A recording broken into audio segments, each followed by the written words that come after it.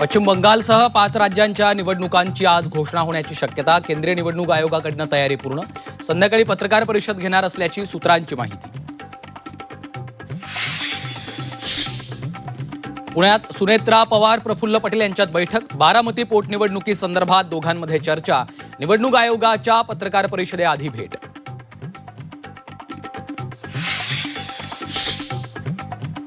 मुंबईच्या महापौर रितू तावडे वादाच्या भोवऱ्यात. कारवरील लाल निळ्या दिव्यांची सोशल मीडियावर चर्चा. नियमांचं उल्लंघन होत असल्याची टीका.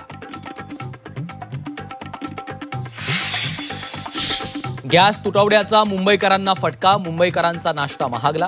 सिलेंडर तुटवड्याचं कारण देत नाश्त्याच्या पदार्थांच्या किमती 5 ते 10 रुपयांनी वाढवल्या.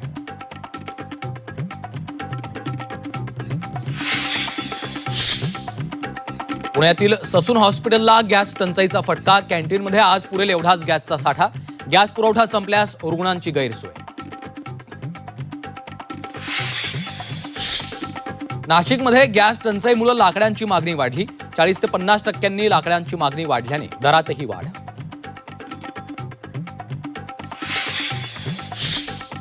गॅस टंचाई विरोधात शिवसेना युबीटी आक्रमक. नागपूरच्या संविधान चौकात आंदोलन करत सरकारचा निषेध.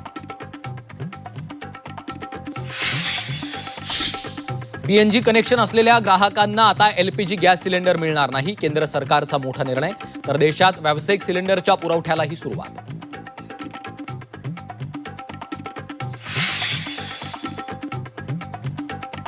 रत्नागिरी जिल्ह्यातील प्राथमिक शाळा सकाळच्या सत्रात भरणार. उद्यापासून प्राथमिक शाळांच्या वेळापत्रकात बदल. उन्हाचा कडाका वाढल्यानं शाळेच्या वेळेत बदल.